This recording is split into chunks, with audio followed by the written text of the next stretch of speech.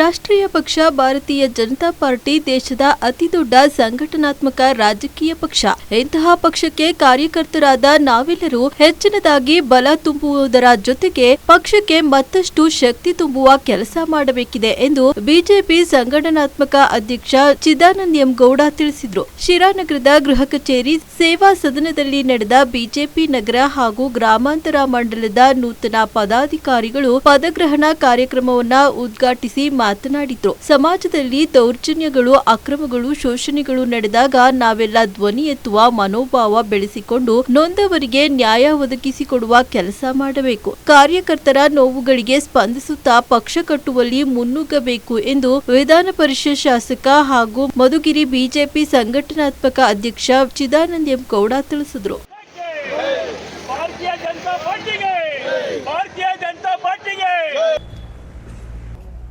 ಮಧುಗಿರಿ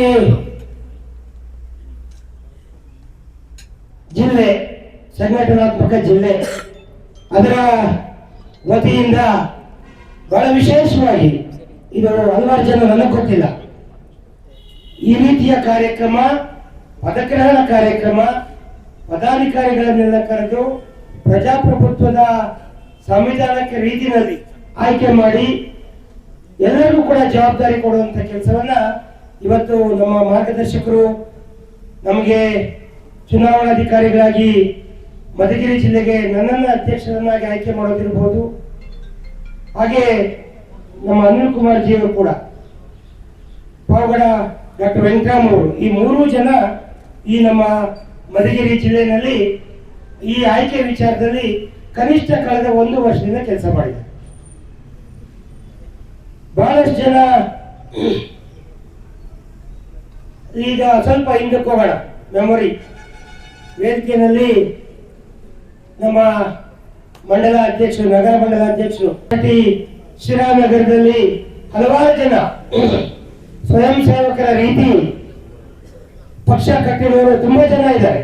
ಹಿರಿಯರು 20 ವರ್ಷದಿಂದ, 25 ವರ್ಷದಿಂದ, 30 ವರ್ಷದಿಂದ ಪಕ್ಷಕ್ಕಾಗಿ ಒಂದು ಯಾರೂ ಇಲ್ಲದ ಕೂಡ ಪಕ್ಷದ ಬಾವುಟವನ್ನ ಬಹಳ ಗಟ್ಟಿಯಾಗಿ ಹಿಡ್ಕೊಂಡು ನಾವು ಪಾರ್ಟಿಗೆ ಕಟಿಬದ್ಧವಾಗಿದ್ದೇವೆ ಅಂತ ಜನ ಅವರನ್ನು ಕೂಡ ಈ ಸಂದರ್ಭದಲ್ಲಿ ಜ್ಞಾಪಿಸಿಕೊಂಡು ಇದೊಂದು ವಿಶೇಷವಾದ ಕಾರ್ಯಕ್ರಮ. ನನಗೊಂದು ಬಹಳ ಖುಷಿಯಾಗಿದೆ, ನಮ್ಮ ಇಬ್ಬರು ಮಂಡಲಾಧ್ಯಕ್ಷರು ಬಹಳ ಶ್ರಮ ಹಾಕಿ ನಿಮ್ಮನ್ನೆಲ್ಲ ಇಲ್ಲಿ ಬರಮಾಡ್ಕೊಂಡಿದ್ದಾರೆ. ಒಂದು ಘೋಷಣೆ ಆಗಿದೆ. ಅಲ್ಲೊಂದು ಮಾತು ಹೇಳ್ತಾ ಇದ್ರು, ಮುಂಚೆ ಭಾಜಪಗೆ ಏನಾದ್ರು ನೀವು ಜವಾಬ್ದಾರಿ ಬೇಕು ಅಂತ ಹೇಳಿದ್ರೆ ಅಯ್ಯೋ ಅವ್ರು ಏನೇನ್ ಕೆಲಸ ಹೇಳ್ಬಿಡ್ತಾರೋ ಏನೇನು. ಈ ಸರಿ ಹನುಮಂತೇಗೌಡರಿಗೂ ಗೊತ್ತಿದೆ, ಕಿತ್ತಾಟ, ನನಗ್ ಬೇಕು ನನಗ್ ಬೇಕು ನನಗ್ ಬೇಕು ಅಂತ. ಯಾಕೆ ಅಂತಂದ್ರೆ ಆ ಬ್ಯಾನರ್ಗಳಿಗೆ ನಾವ್ ಏನಾದ್ರು ಒಂದು ಕೆಲಸ ಮಾಡ್ಬೇಕು ಮೇಡಮ್, ಮನಸ್ಸಾಕ್ಷಿಗೆ ಹತ್ತಿರವಾಗಿರ್ತಕ್ಕಂಥ ಕೆಲಸ ಏನಾದ್ರು ಮಾಡ್ಬೇಕು ಮೇಡಮ್. ನನಗೋಸ್ಕರ ಅಲ್ಲಿರೋ ಈ ಸಮಾಜದ ಋಣವನ್ನ ಕಡಿಮೆ ಮಾಡ್ಕೊಳ್ಳೋದಕ್ಕೆ, ಕಳ್ಕೊಳ್ಳೋದಂತೂ ಸಾಧ್ಯ ಇಲ್ಲ, ಏನಾದ್ರೂ ಕಡಿಮೆ ಮಾಡ್ಕೋಬೇಕು ಅಂತಂದ್ರೆ ನಾನು ಈ ಪಕ್ಷದ ಅಡಿಯಲ್ಲಿ ಕೆಲಸ ಮಾಡಬೇಕು ಅಂತ ಹೇಳಿ ಗುದ್ದಾಟ, ಫೋನ್ಗಳು, ಇನ್ಫ್ಲೂಯೆನ್ಸು, ರೆಕಮೆಂಡೇಶನ್ಸು, ಎಲ್ಲೋ ಒಂದ್ ಕಡೆ ಖುಷಿ ಅಂತ ಅನ್ಸುತ್ತೆ ನನಗೆ. ನನ್ನ ಒಂದು ಅವಧಿಯಲ್ಲಿ ಇದು 5ನೇ ಜಿಲ್ಲೆ ನಾನು ಚುನಾವಣಾಧಿಕಾರಿಯಾಗಿ ಕೆಲಸ ಮಾಡ್ತಾ ಇರೋದು. ಬಹಳ ವಿಶೇಷವಾಗಿರ್ತಕ್ಕಂಥ ಅನುಭವ ಆಗಿರುವಂಥದ್ದು. ನಾನು ಹನುಮಂತೇಗೌಡರು ಮತ್ತು ನಮ್ಮ ಜೊತೆ ಸಹ ಚುನಾವಣಾಧಿಕಾರಿ ಅನಿಲ್ ಸರ್ ಅವರು ಮತ್ತೆ ಡಾಕ್ಟರ್ ವೆಂಕಟರಾಮಯ್ಯ ಅವರು, ಪಾವಗಡದವರು, ಎಲ್ಲ ಮಂಡಲಗಳಿಗೂ ಬಹುಶಃ ನಾವು 2-3 ವಿಸಿಟ್ ಮಾಡಿದೀವಿ ಅಂತ ಅನ್ಕೊಳ್ತೀವಿ.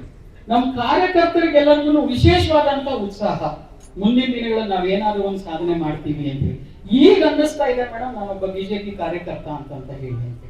ಇಷ್ಟು ಮಾರ್ಮಿಕವಾದಂತಹ ಮಾತುಗಳನ್ನ ನಾವು ಮಂಡಲಕ್ಕೆ ಹೋದಾಗ ನಮ್ಗೆ ಹನುಮಂತೇಗೌಡರಿಗೂ ಆಗಿರ್ತಕ್ಕಂಥ ಅನುಭವ, ಈ ರೀತಿಯ ಹೆಚ್ಚು ಅನುಭವ ಒಂದು ವಿಧಾನ ಪರಿಷತ್ ಸದಸ್ಯರಾಗಿ ಬಹುಶಃ ಚಿದಾನಂದ ಗೌಡರನ್ನ ಪಕ್ಷ ಆಯ್ಕೆ ಮಾಡ್ಬೇಕಾದ್ರೆ ಬಹಳ ವಿಶೇಷವಾದಂತ ಒಂದು ಕಾಳಜಿ ಇಟ್ಕೊಂಡು ಮುಂದಿನ ಒಂದು ರಾಜಕೀಯದ ಭವಿಷ್ಯದ ನಿಟ್ಟಿನಲ್ಲಿ ಯೋಚನೆ ಮಾಡಿ ಬಹುಶಃ ಪಕ್ಷ ಅವರಿಗೆ ಈ ನಿರ್ಧಾರ ಮಾಡಿದೆ ಅಂತ ನಾನಂತೂ ಭಾವಿಸಿದ್ದೀನಿ. ಸೊ ಅವ್ರ ಹೆಗಲ ಮೇಲೆ ತುಂಬಾನೇ ದೊಡ್ಡ ಜವಾಬ್ದಾರಿ ಇದೆ.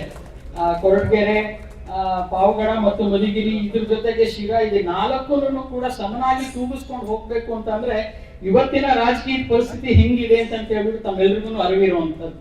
ಸೊ ಇದು ಟೀಮ್ ವರ್ಕ್, ಅವ್ರೊಬ್ರೆ ಏನು ಮಾಡೋದಕ್ಕಾಗೋದಿಲ್ಲ.